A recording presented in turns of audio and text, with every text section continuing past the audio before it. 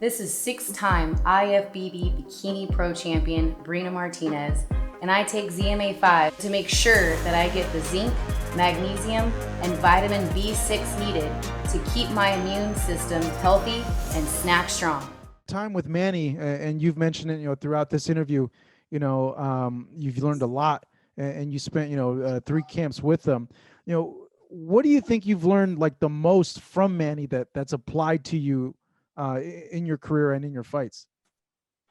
There's so much, with Manny, he's just an unbelievable fighter, unbelievable human. And to spend so much time with him and to learn so much from him gives me the confidence, to tackle anyone in the world and fight anybody. Because this guy is an all-time great.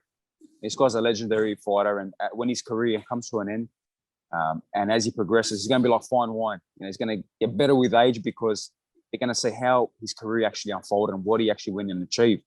And it'll never be done again, what he done in boxing. 13, 14 world titles, 8 divisions. It's not going to happen again. No chance. So I learn a lot. The way he prepares, the 1%ers, the hard work he puts in, how he is with the fans, the people he gives back to, how he is with people that are helping him. His guys that are sparring him. Every little bit, with that guy, you learn, you take away, and not many fighters are blessed to be able to work with a guy like that. I did it for 3 world title campaigns, and they wanted me again, but unfortunately, I had to go do my own thing. For the Thurman fight, I had to break away from that sparring partner mentality and that sparring partner and become, my own man. But I'll never forget that. And again, like I said, that's my ace up my sleeve. Things that I've done with him, things that I pushed out with him, and the school level I had to go to with him.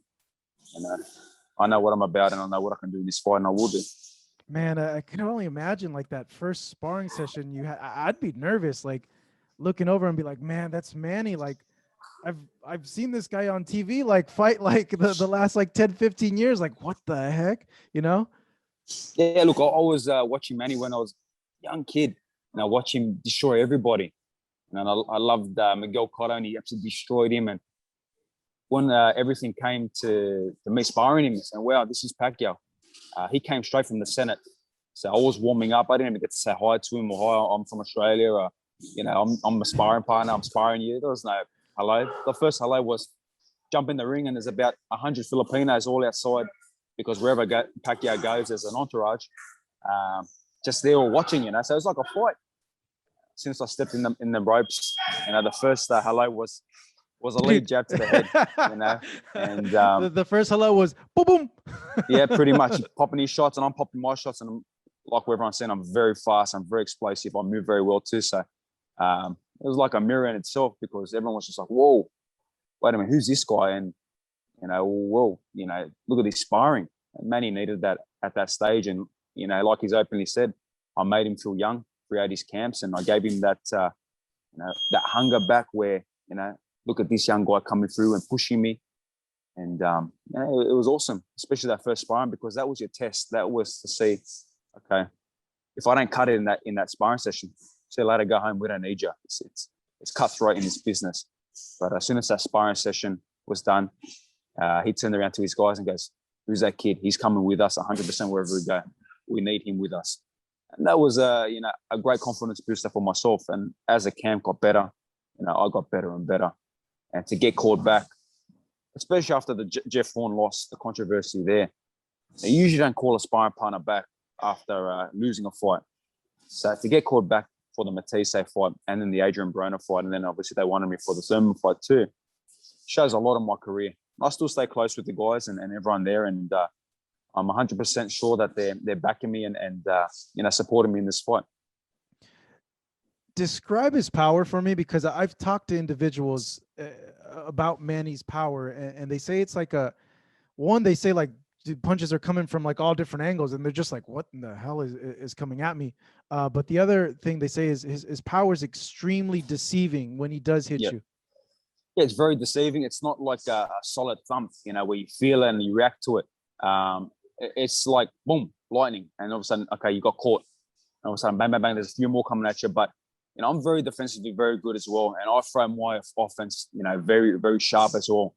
As you said, a great counter punch, and I think my counter punching got even better when I had to work with a guy like that to become such a great counterpuncher. So I'll tell you, that sparring sessions, man, and there was about 250 rounds of that.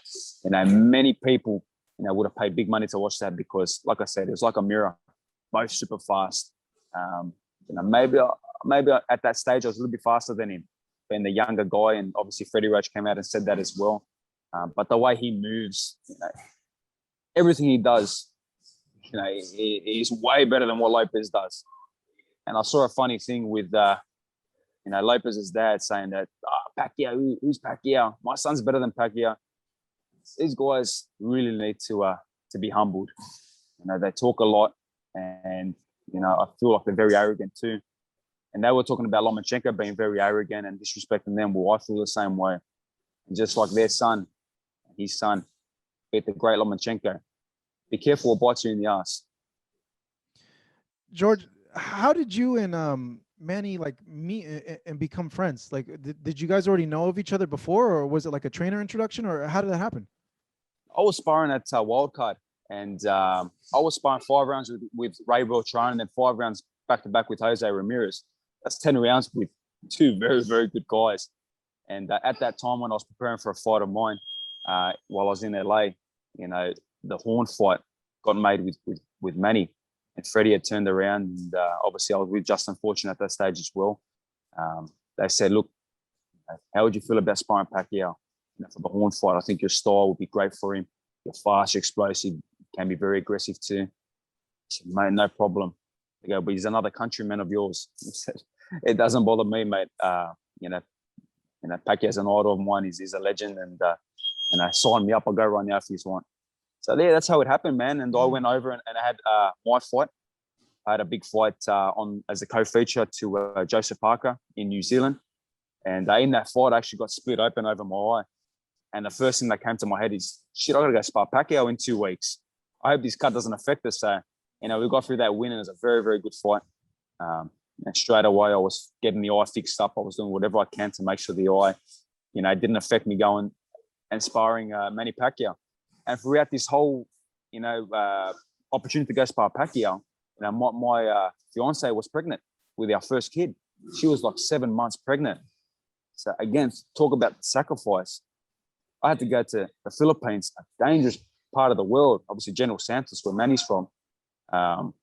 We had threats from ISIS and all different types of things going on. No and way, for reals?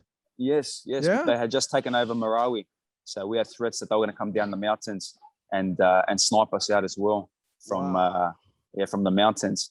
And then obviously I got my fiance, you know, 7 months pregnant. So when I get back and I get my Wi-Fi at the hotel, I'm thinking, please don't tell me the baby's come.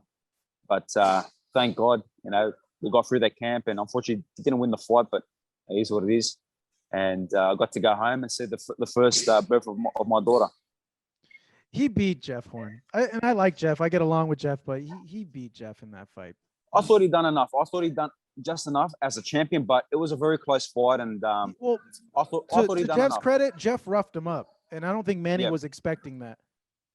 Look, and we said it too in camp. My style is for the speed and get his vision and the sharpness, you know, get his eye ready and to give him that hunger and that work and that obviously punch output.